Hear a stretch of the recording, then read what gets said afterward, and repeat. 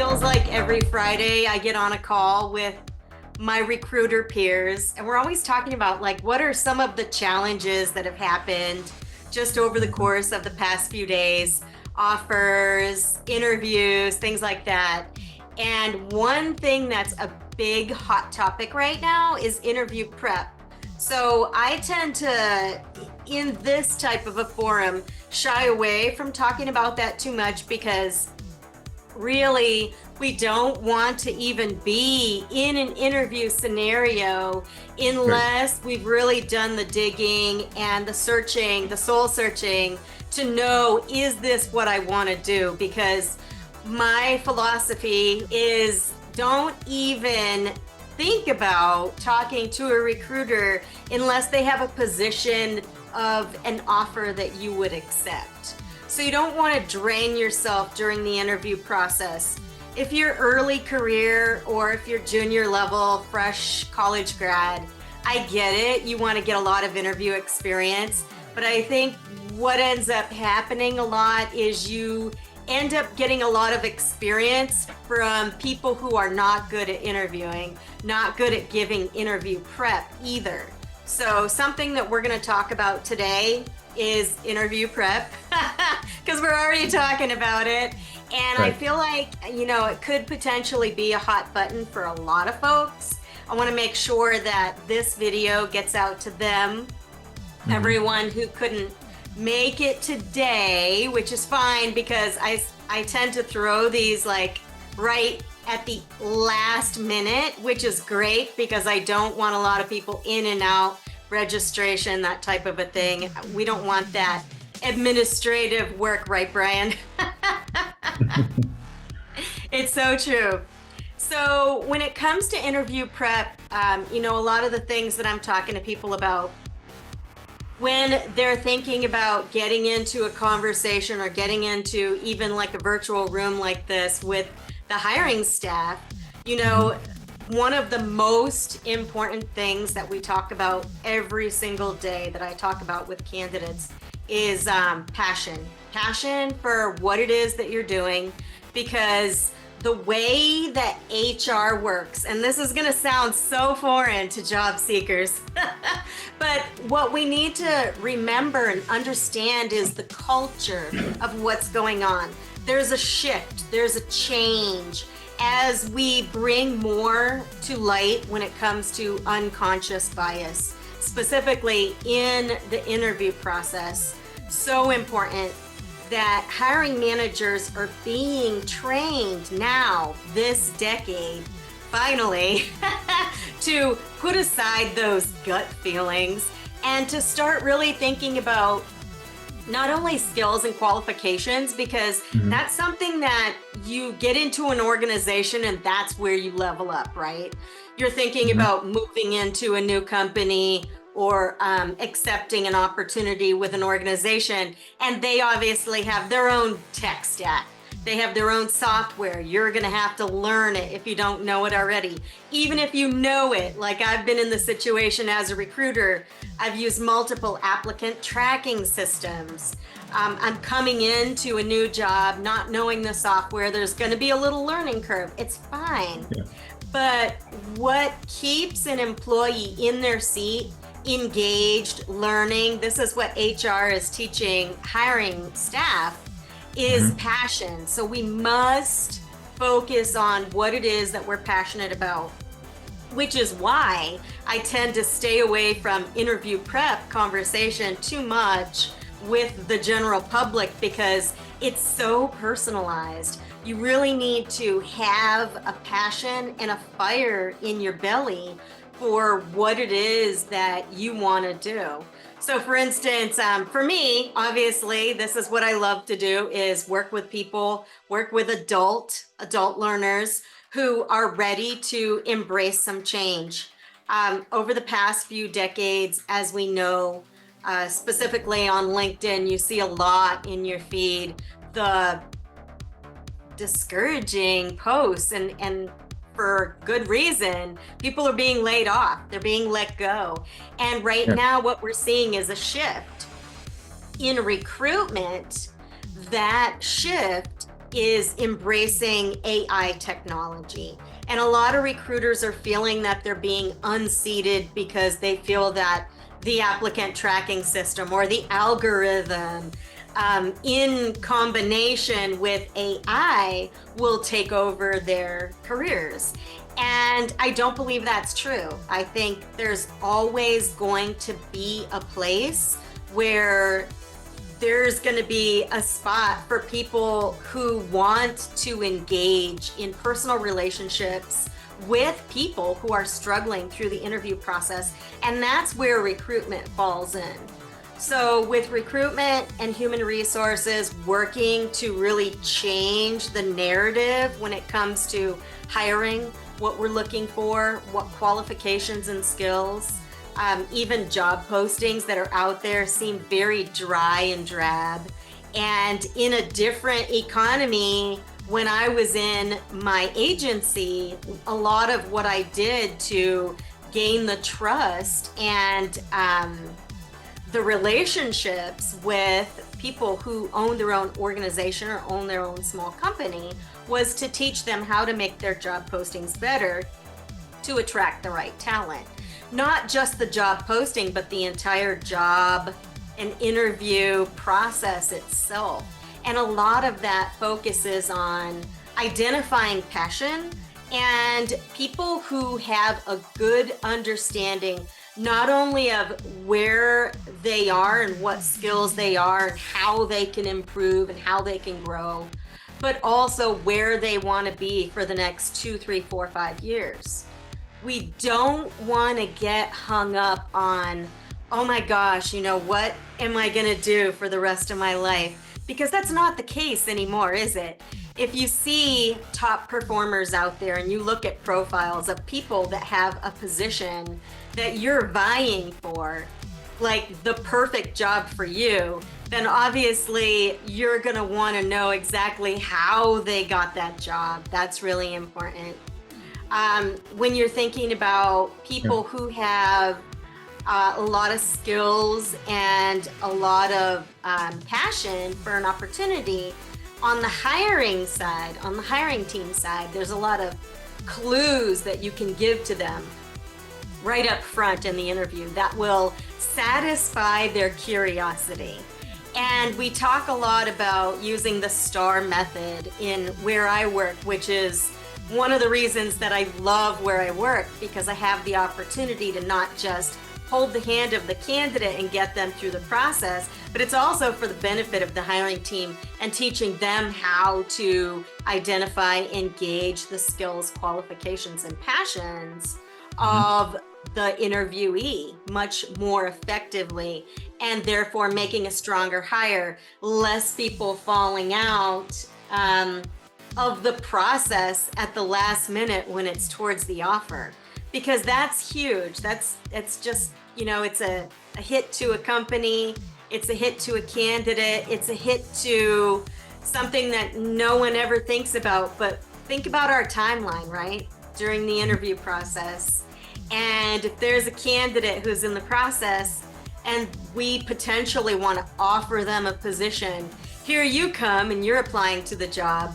But now we're spending all this time with candidates that maybe have other offers and they're juggling those. So for hiring teams to not only be able to identify that passion, but to know, is this a serious candidate? I don't want to move forward to the entire offer process with them unless I know that there's a solid chance that they're really attracted to our role, to everything, compensation, benefits package, everything, right?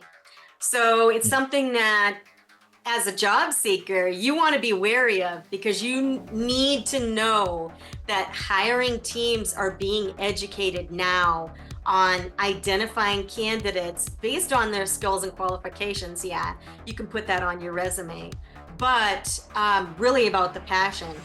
And if you're the job seeker, you nail that interview, then, there it is right there, because you could potentially have that offer. And this is what our entire programs or series or videos are talking about, is closing that gap between the job seeker originally, right? Because you don't want to be a victim. I hate using the hard words, but victim is really what it feels like these days. What we want to do is be the successor and be the person who actually has those offers in hand to be able to juggle, is this where I want to be? Is that where I want to be? Now, in a lot of scenarios, once you get to that offer stage, you've already built the relationship with the hiring manager. So the best way to avoid burning a bridge is to be completely transparent with them and let them know, I have a couple of offers on the table. I'm thinking about this, I'm thinking about that. And in my case, as a point of contact for the organization, when it comes to interviewing, hiring, I want to mentor and coach the candidate that they should do what's best for them. And you really do need to do that. So looking at those fine details, not only thinking about today's compensation package, but what the potential is for future growth within the organization. And that's something that you should already know. Because, I go out on social media, I see career coaches saying, what questions should you ask the hiring manager? Are we still wondering what questions we should ask the hiring manager? Because if that's the case, then we really need to educate ourselves on what it is we're looking for our next opportunity. Because you want to hear it from them. Yes, this is a great schedule. Yes, the culture is this. Yes, the organization's tiers follow this way. And there's a clear path of progression through to promotion, which is generally what a lot of people want to do.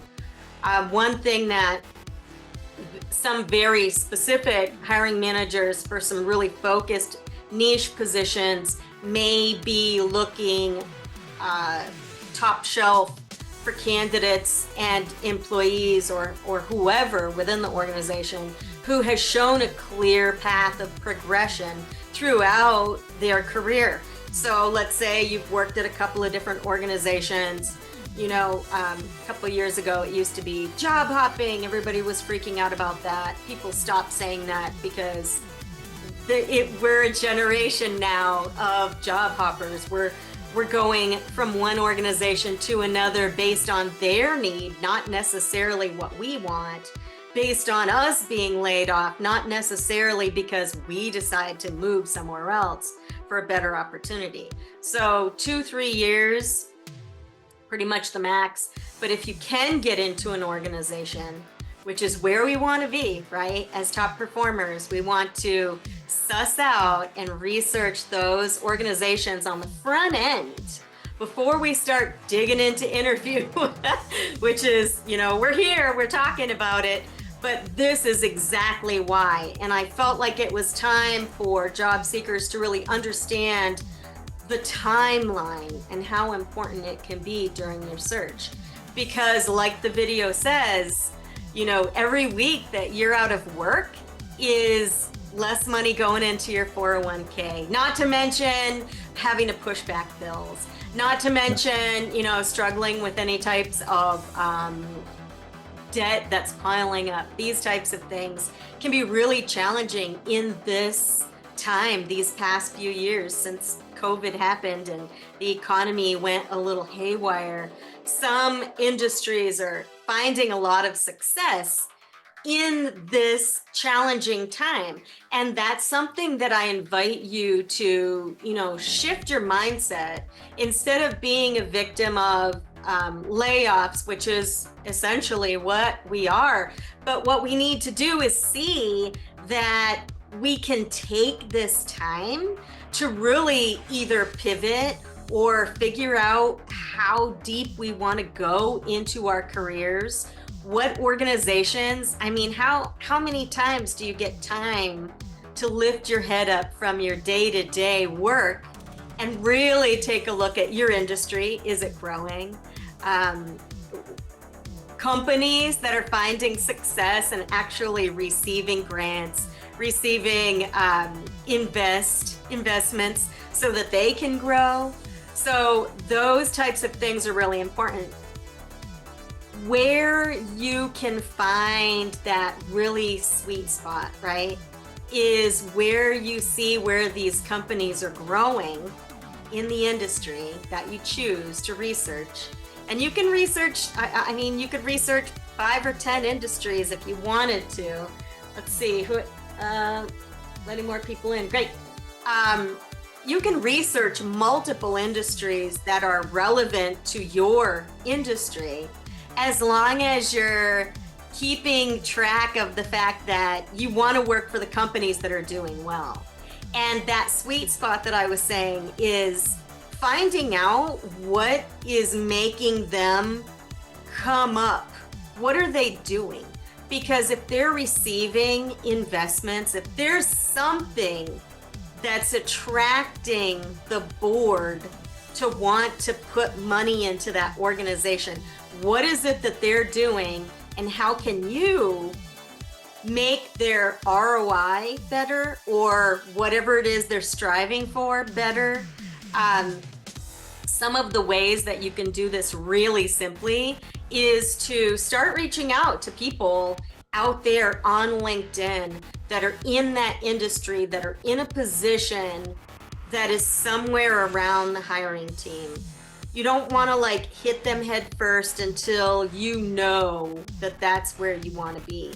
You can start building the relationship at any time. It doesn't take long to build a very solid relationship with a hiring staff member if you're thinking about, you know, focusing on a timeline that's gonna earn you trust, because this is what relationships are, earn you trust.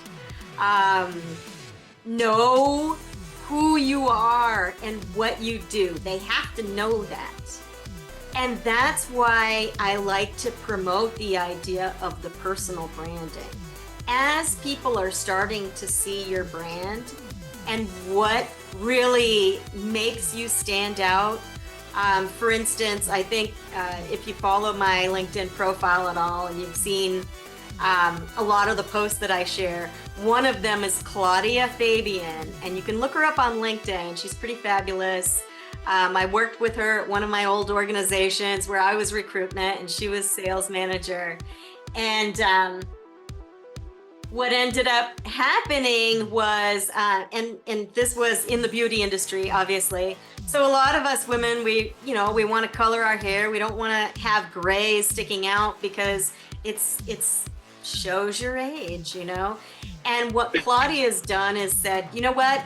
Stop this. And she created this huge, very impactful campaign and within her social media that shared her personal journey of not coloring her hair anymore, not buying in to that piece of the very, very powerful industry, the beauty industry. It's filled with cosmetics and devices, and anyone knows about the beauty industry, even if you only have a surface level of Avon and things like that. It is a trillion-dollar industry. And this woman is sharing her story of how she's been impacted over the past 20 years in her career, and now she's no longer going to tolerate this anti-ageism, right? So now she shares her thoughts, her feelings, her opinions on a pain point in the industry. That's what we're all looking for. If you want to learn the quick and fastest way from point A to point B, from job seeker, laid off to get a job, is figure out that pain point that the company has. And that's what you want to solve. So in Claudia's situation, she has gone viral and really shared lists of companies that are gonna fall in line and stop letting women feel like aging is it's a bad thing. You know, it's a great thing. It's a great thing for us, and some of us are gonna have to suck it up and start, you know, really embracing that idea for the future. But that's how one person took her thoughts and feelings and her personal passion for her industry, but how she could make it better. And now she's created a new avenue for companies to gain more marketing, which on a top level means more wealth for the organization. Their return on investment for hiring someone like her is going to go through the roof because she already has a huge following. If she says this lipstick, this eyeliner, just like cruelty-free was a big deal a decade or so back, we talked about it all the time. This is the next thing, stop being cruel to humans, right? I mean, I love her. I think she's great. Every time you see a gap or a pain point like this, you need to poke it. You need to say, this is what I can do to make it better. And don't just target one hiring manager. Target an industry of people.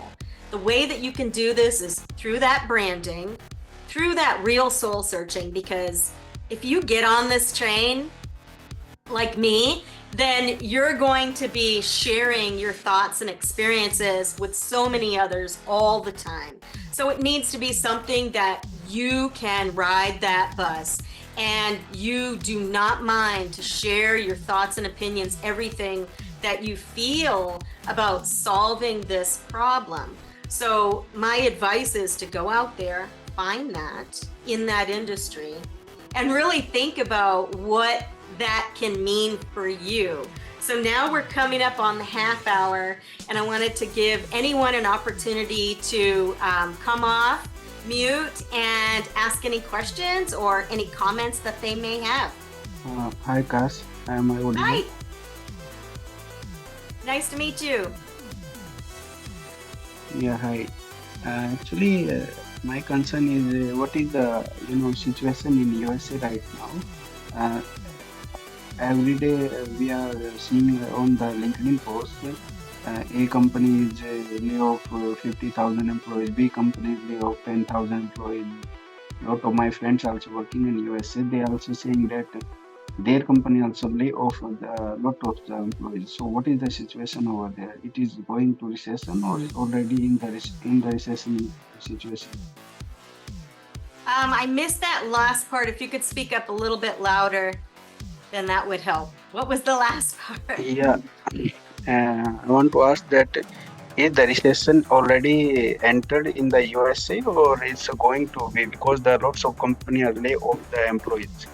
Yeah, in the United States, 2 months ago, I heard on the LinkedIn itself, JPL, Jet Propulsion Laboratory, NASA lay JPL? off 1,400 employees. And last week I saw a news, IBM lay off 49,000 employees. IBM, yep. Yeah, and a lot of other companies are also doing that one. So it's a sign for recession over there or something else. I think that a lot of it, so JPL, I guess, they did have an article that talked about them laying off. And I think, you're talking about IBM and JPL, which is two different industries. So let's start with JPL. I don't know. I couldn't tell you. My focus is helping people get hired into organizations. If it means doing a lot of focused research on a specific industry, then I could show you how to do that. But as far as JPL laying people off, they probably shared a lot about that in the article. I know as far as aerospace as an industry is having a shift. So, for me as a recruiter, as a 20-year veteran recruiter, I've seen a lot of industries. I've worked in a lot of industries. I was there for the last recession. So I know what it's like when there's a shift. And what we're experiencing now is that shift in technology, which is why not only specifically IBM software, Google, Apple, multiple video game companies have been laying off too. It's a shift in the technology is what it is. So now what they're doing is they're finding that their consumers are looking for something else. And, that could very well be the same thing in the space industry, because we're moving really into a new space era. So this is like a very in-depth conversation that I really want to have with some of my aerospace engineering peers, because I want to get their thoughts on how the technology has shifted from just a few years ago. I work with quite a few early career graduate aerospace engineering graduates, everyone from bachelor's degrees, master's degrees, PhDs, the ones that really dig into the heart and soul of the materials that we're using right now and why we can't get over this hump and blah, blah, blah, because things can be better in the industry for sure. But at this point, you're talking about two different industries. So there is a huge shift. And I would say yes, like specifically in the aerospace industry and in bigger tech companies, you're seeing a lot of change happen. So, if the company is not stable enough that they can ride that wave, then they're going to start losing contracts, clients, everything that generates income for them, which essentially is what it is that helps them to be able to pay their employees, which is why it results in layoffs. Now, the nice part is when you're an employee and you're in some of these higher tech companies, you need to, and nobody wants to do this because they feel like, oh, it's a lot of work, but you need to stay on top of the trending technology for your industry, even if it's not your current job, because what's going to happen is you're going to find in just about any industry, you're obviously going to have those staple industries like the medical industry, the service industry, entertainment industry, all those types of industries. But where we need to be really thinking about is how this technology is going to change, and if we're going to be able to embrace it and learn it. Because the people, like I originally said in the conversation a little bit ago, in recruitment, there's a lot of recruiters that are concerned that they're going to be losing their jobs because they feel like, AI is taking my job. So I always try to tell people, don't think about it like that, because it's not really that. What it is if you can't manage that technology, then you will be pushed to the side. Think about the shopping carts on not just Amazon, but all of the companies' shopping carts. So now our malls are practically gutted, right? So where is this technology leading us, and follow it so that you're on the forefront of that. That would be the longest answer ever to your question. But it's definitely a lot to think about. And when you're looking at different companies, specifically within the US, you need to take into consideration that we're having a lot of change right now. I never talk about politics, but from a high level, it's a lot of what goes on in our economy or capitalism is driven by some politics too. So, it's something like you want to keep your ear open, but you don't want to get too embedded, especially in a forum like this. Did that help at all? Thank you. I have one more question. Sure. Me and one of my friend, I let him to join Himanshu. If we are searching for job and we want to move further our career in USA, then how can we search a good job, decent job from India in the USA? It is a target through the LinkedIn itself, or some other platform is there? Yeah, I would say LinkedIn for sure. And I think just from my perspective, and I can't say that I've dug into this too deep, but I know that it's really hard to break into another country, especially if people don't know you. So, can be said for anyone in any social network, because now that we do have access to the largest, the biggest, the most popular professional network out there, LinkedIn, Mhm. People love it and they hate it, but it's a great medium for getting your message out. So, my suggestion would be to definitely start branding yourself. People tend to be really afraid of it because they're afraid to post. They don't want to post anything because they feel like people are not going to listen, or they're going to disagree, or you don't feel confident in what you're doing. We're here to break barriers, right? That's what we're doing. So if you see that, remember that mind shift. You must look at the challenge as an opportunity to be successful. You can get stuck sometimes feeling like, oh, I don't know if this is right, or if this is the avenue that I want to pursue. So go out and talk to some people and get some engagement around a specific answer. And once you do that, you have a topic that you can start moving forward on. What you're going to do is you're going to get that information out there now that it's validated, and you're not going to feel like it's taboo to post about or anything like that, because it's a challenge in the industry. Once you start doing that and you share your thoughts and feelings with your feed, which you're going to want to keep curated, right? Because if you haven't seen the videos, go out onto YouTube, watch those videos on the channel. I'm going to be dropping some more links this coming week. But watch the videos. Everything that you need to do to get hired in any economy, and to continue to be not only confident but prepared, is within those videos. It's just a matter of putting the steps together and taking your time to only spend your energy on the things that you want to do. Only spend your energy on that final offer that you would accept. That's the most important part, because what ends up happening is there's a delay. There's months. I think I've seen like 6-8 months of people being laid off. I can imagine. I mean, I've been there myself, but this was back in 2011, right?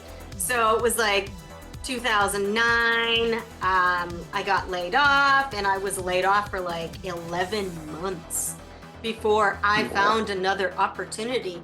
It was crazy. It was like almost all of 2010 that I was laid off. And there's a point where you have to say, do I need to take a step back? Do I need to get some more education? Do I need to do these things? And eventually I hit that point where I said, I've got to do something different, because I know what I want to do, but now I need to be educated. I need to have a lot of good understanding of what it is that I'm talking about when I'm talking to people. So I started spending time digging into that industry and looking at people who knew the answers, right? So if we're talking about right now, I talk to aerospace engineers all the time. They're rocket test engineers every single day. Now, what they do is inconsequential to the interview process. Anyone can use a correct interview process, correct interview prep, correct job seeking, correct social networking strategies, branding strategies. All of these things are your tech stack, and you layer them on top of each other once you first establish what market you want to dominate, what industry you want to impact, what is their pain point. And it's the exact same as marketing, because that's what you're going to do. You're going to market yourself to your audience. And you found me on your feed. A lot of people find me on their feed and they say, what are you doing? What's going on here? And I actually had a hiring manager say, what is this? He found one of my pictures, and he's like, what is this? I said, that's my branding project. I brand this stuff because if anything ever happened to me and I were to get laid off, right? then I already know who I would reach out to, who would hire me, right? Because that's how you do it. People need to know who you are, know what you can offer to them to make an impact in their organization. They need to know where you stand. They need to know what your feelings are about different topics in the industry so that they can know if you're a good culture fit for the job. So it's this big giant loop, right? We figure out what we want to do and how we can impact an organization. They have a problem. We just need to figure out how we can solve it. And if we do that on the front end, we're not just a butt in a seat. What we've done is we've taken ourselves from victim mentality, being a laid off individual, feeling really anxious and stressed out because there's no direction in the job seeking process. And nobody shows you how to do this, right? So it's no one's fault. It's not your fault. It's no one's fault because nobody's shown you how to take the steps, especially when it changes because of the dynamics of technology, what we're doing right now, social media, the opportunity that I never would have been able to meet you had we not met on social media. It's huge. I mean, the snowball effect of technology is only going to make it so that our worlds open up even larger. We're able to share even more. And that type of thing is already happening in the industry of job seeking, interview preparation, all these things.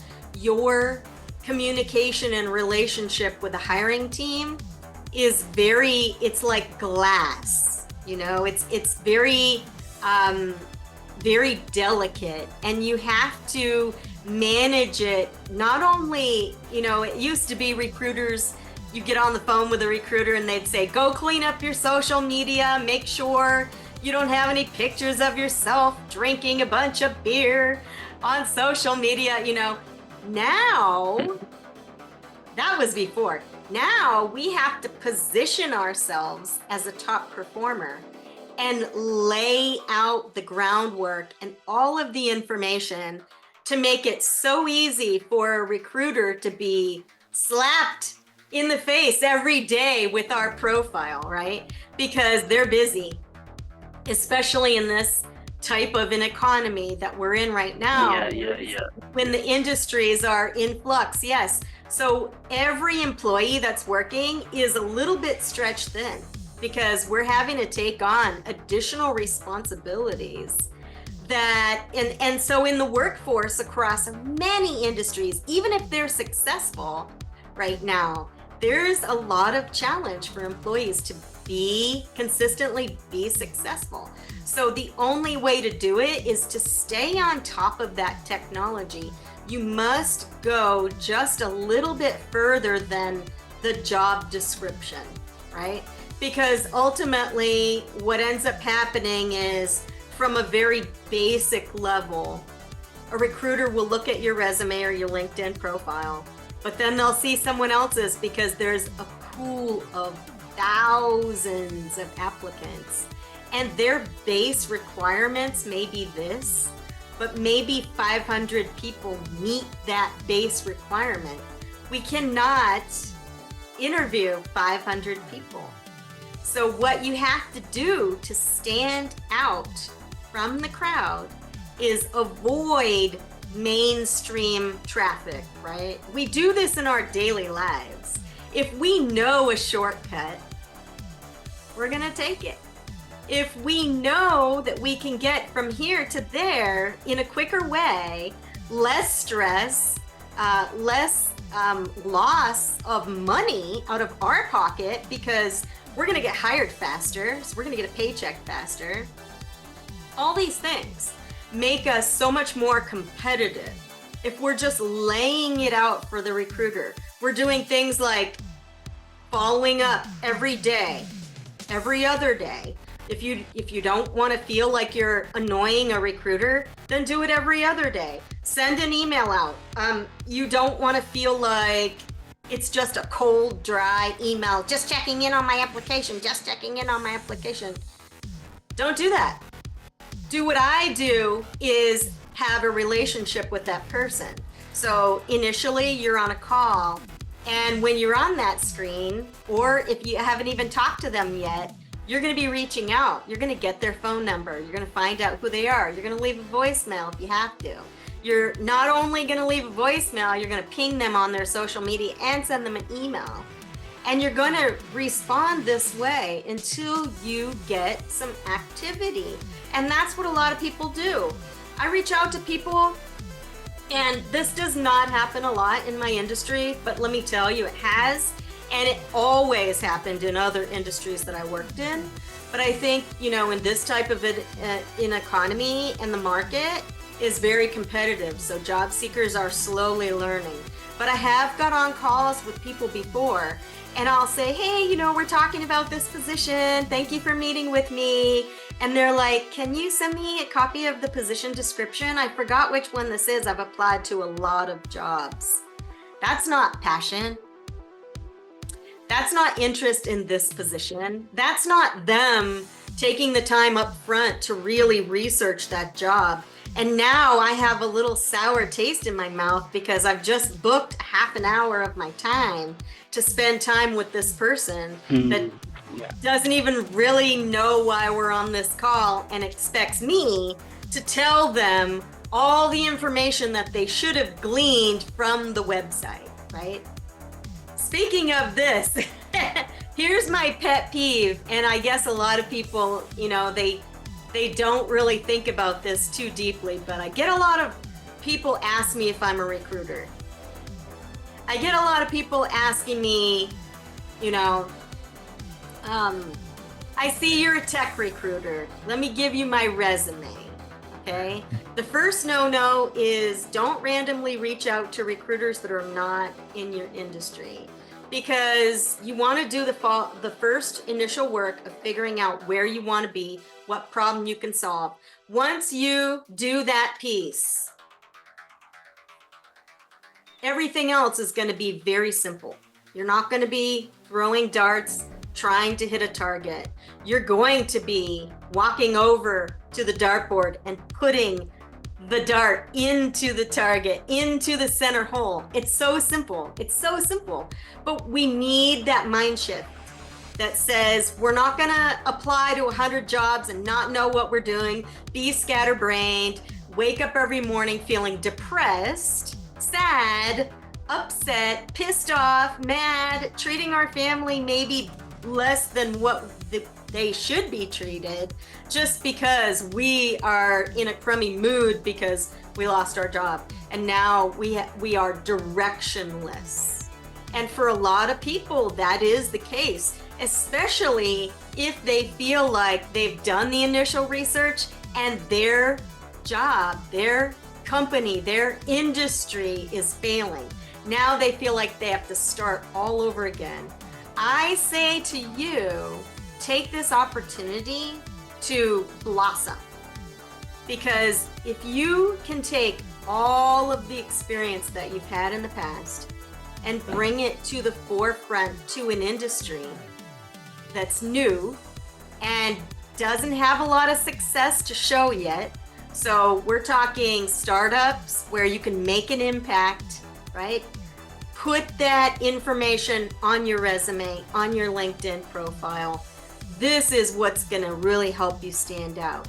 But you can't spend your precious, valuable time with people who are not going to help you get the job. There's no point. That's why it feels uncomfortable and you feel unprepared, because you need to do this upfront work that's going to tell you, this is how I can impact that company. You want to be like biting your nails. You can't wait to grab that recruiter and say, this is what I can do for this company, and this is how much money I can save, and really show them that you are the right fit for that job. So you're going to have to, calm down. Do not share your resume, because a resume if a lot of people don't know this, is a legal document. It's you sharing your personal information.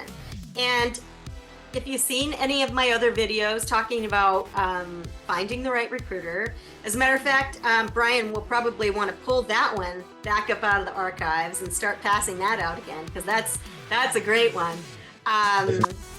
Researching the right recruiter, finding the right recruiter. It's not just, oh, I see you're a recruiter, here's my resume.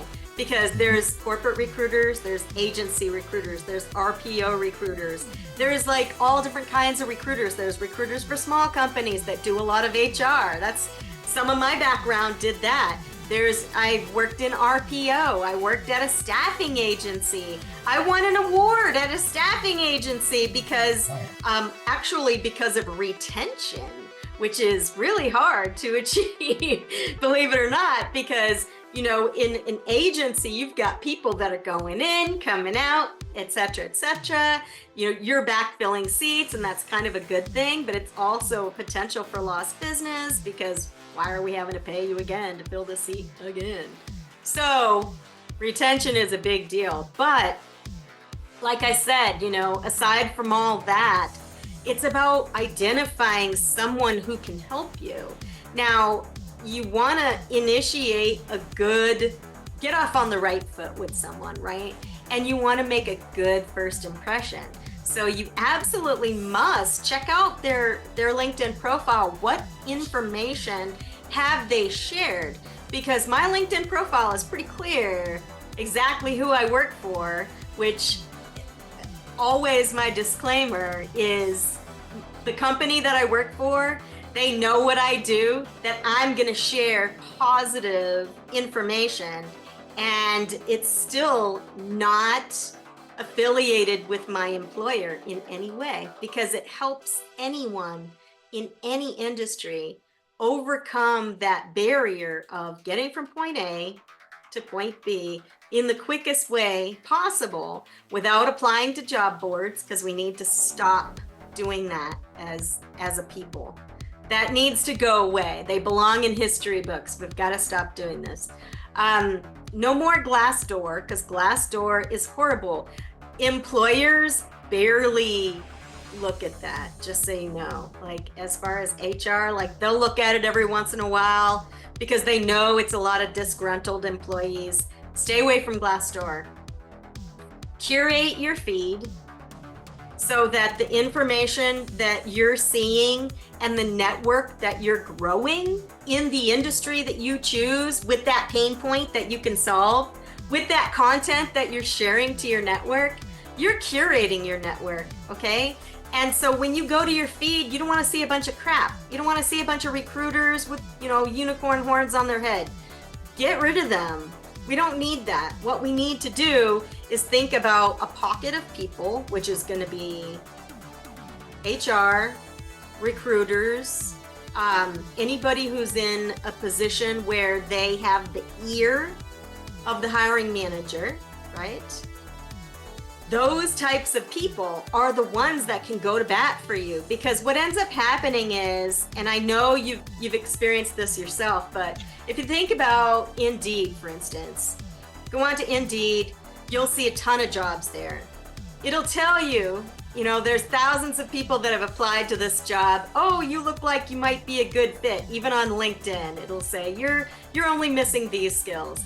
But it'll tell you there's thousands of people that have applied to this job.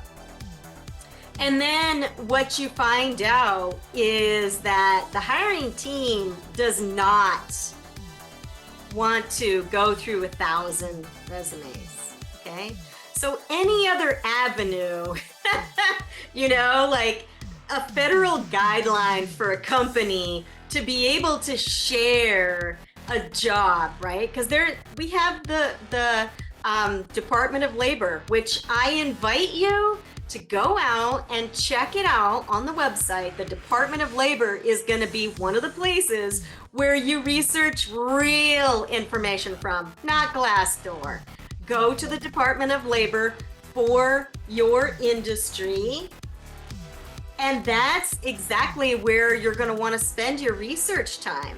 You don't want to be in a place where you're just going to see a lot of garbage, because that is taking up your time. So for me, what I coach people to do is, if it's garbage and it's not helping you get closer to your end goal, which is getting hired, get rid of it. Because I've seen pockets and pools of people. I've talked to a few people. I have a client now who's like spending a lot of time obsessing about a crappy recruiter, a shitty email that she received, something that popped up on her social media feed that was a job that only had half the information.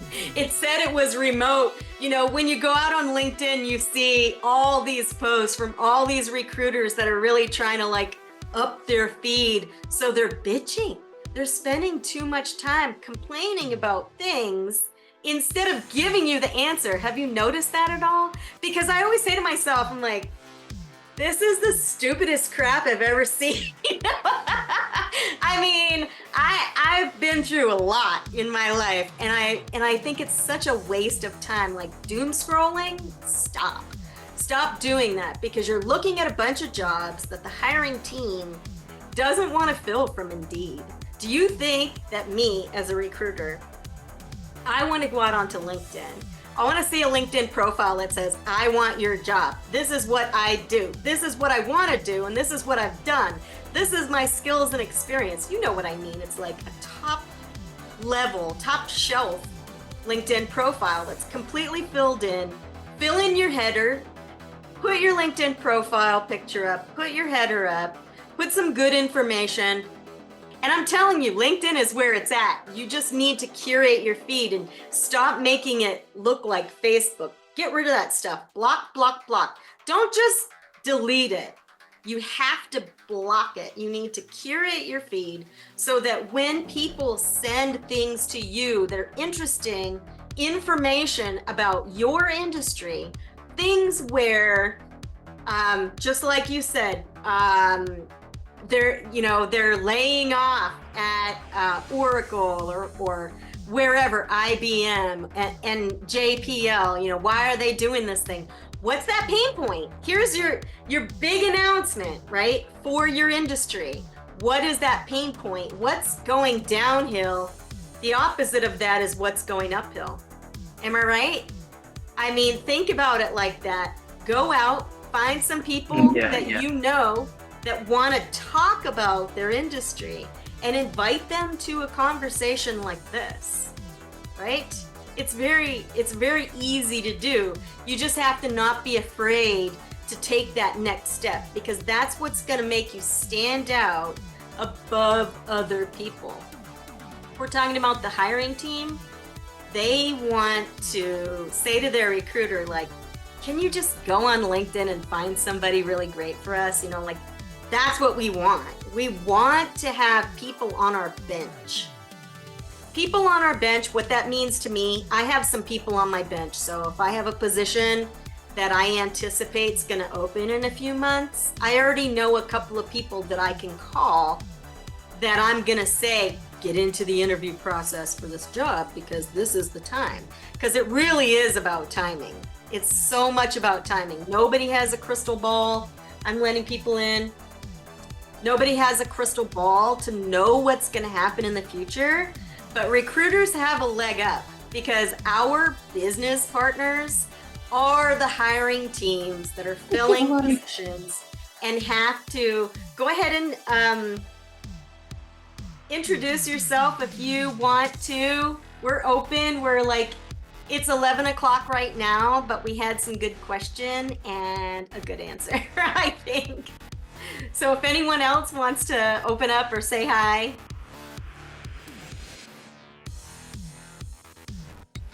Hello, Scott. Hi. Hi, Scott.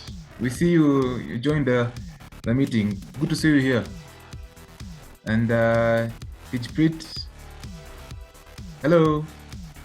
Hello. Hello. I hear Hi. you. I Yeah. hear you. Can you guys hear me? Yes. Yeah, hi. Good to see Yes. you, Tij. So my name is Tejpreet Singh, and I received a message from you guys to attend this meeting. I just wanted to check what's going on. Yeah, well, welcome. We're just talking about the quickest way to get a job, which is kind of where a lot of people are at right now when they're struggling with they've been laid off or something like that. So that's what this forum is about. Great, thank you. Yeah, absolutely. Anybody else have any questions? We hit 11 o'clock. I always like to leave a couple of minutes because, you know me, I could just go on about this stuff forever.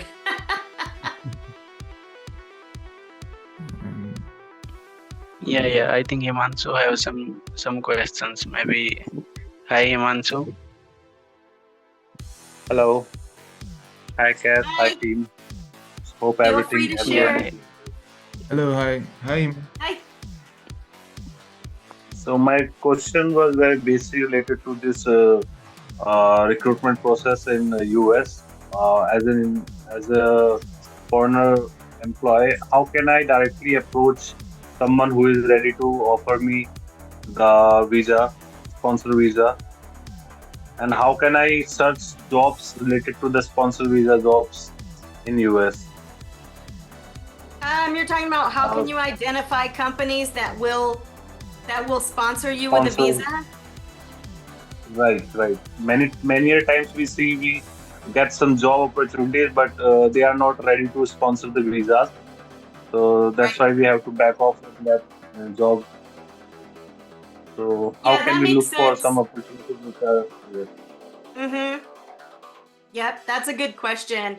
I think, there's one of the things that you should do, and this is going to be the fastest way since this is kind of our theme today anyway. But I think the first thing that I would do if I was in your scenario is I would start researching staffing agencies that do have a list of companies that will sponsor visas because their remote work is gone up.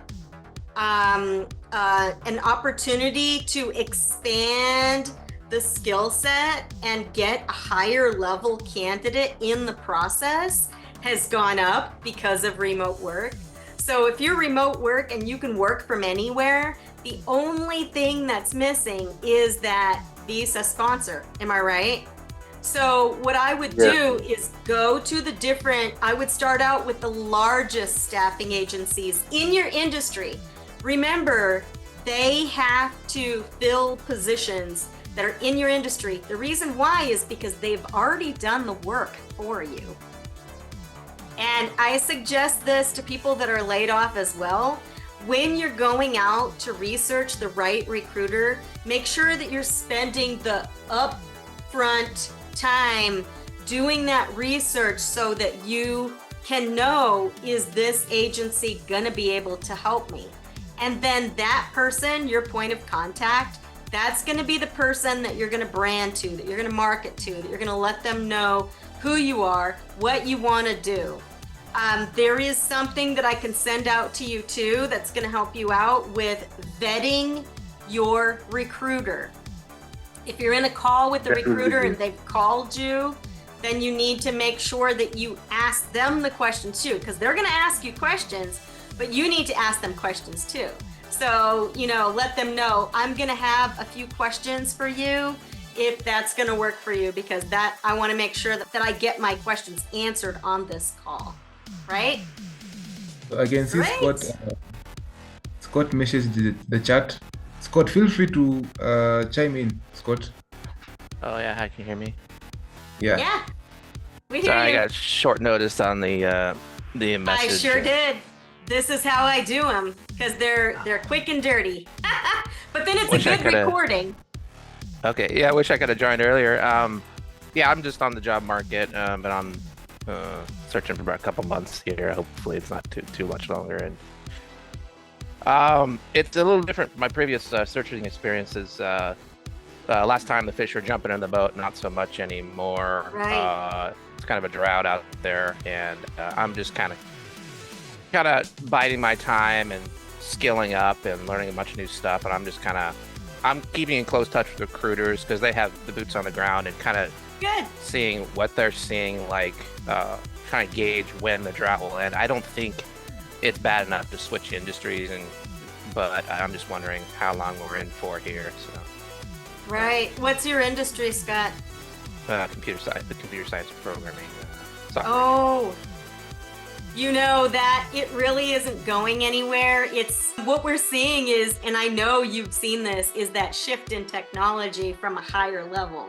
So if computer science and engineering, if some of those types of jobs are getting harder to find, then that's going to be the challenge, because in this type of scenario, you're going to want to, I think the comment that I said was nobody has the crystal ball, but you're on the right track because recruiters do. And so what I would do is be really thinking about your industry as a higher level and see what companies are entering the market. A good way to do that is to use that tool that's on my YouTube channel that talks about Owler, researching companies. So if you use a tool like Owler, you'll see what companies are emerging into the market. I think a lot of people don't always use the idea that they can just, research companies like that on Google just by saying what emerging companies are coming into the market and seeing what they're offering, what sets them apart from the failing companies. Remember how we lost like a lot of big box, like Nordstrom's closed, or like the Kmart's closed, like a lot. And it was because Walmart came. They had lower prices. They had a bigger, more warehouse feel, like a Costco or something. In a market, when there's a shift like that, when it comes to consumer packaged goods, it's really easy to see it because it's something that we notice every day. But in a market like yours, it's a little trickier. So I would look and see what companies are opening now, and you're going to find out that information. Just really quick, one thing that I mentioned was, don't go do your research for companies on Glassdoor. Go to the Department of Labor. That's where you need to be doing your real research. People have been conditioned that when they're laid off, job board is the solution, or staffing agency recruiter is the solution. You can still use tools, but we need to use them differently now.